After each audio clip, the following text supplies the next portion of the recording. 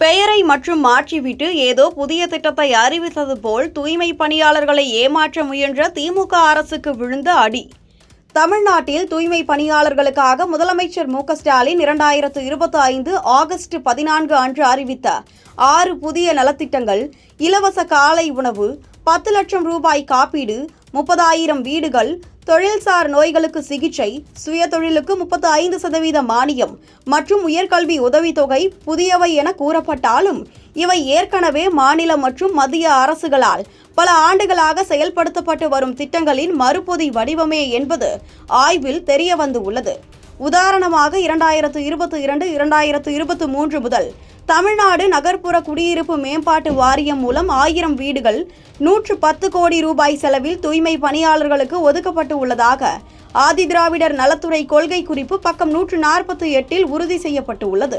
சுயதொழில் உதவி மற்றும் குறைந்த வட்டி கடன் ஆகியவை 2013 முதல் மத்திய அரசின் SRMS மற்றும் NSKFDC, NSFDC திட்டங்களின் கீழ் செயல்படுத்தப்படுகின்றன. மரண நிவாரணமாக 10 முதல் 20 லட்சம் ரூபாய் வரை தேசிய தூய்மை பணியாளர் ஆணையம் NCSK மற்றும் மாநில அரசு 2014 முதல் வழங்கி வருவதாக ஆவணங்கள் காட்டுகின்றன. கல்வி உதவி என்பது பல சதாப்தங்களாக SC, ST, OBC மாணவர்களுக்கு வழங்கப்படும் பின் மாதிரி புலமை பரிசில் மற்றும் NSKFDC கல்வி கடன் திட்டங்களின் மறு அறிவிப்பாக உள்ளது.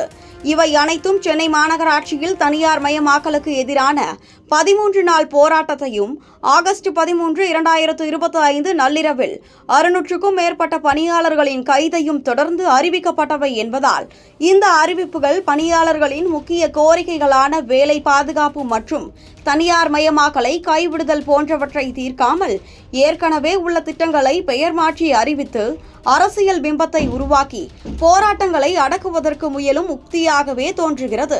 இதனால் அரசு வெளிப்படையான உரையாடல் மற்றும் நிரந்தர தீர்வுகளை வழங்க வேண்டிய அவசியம் உள்ளது.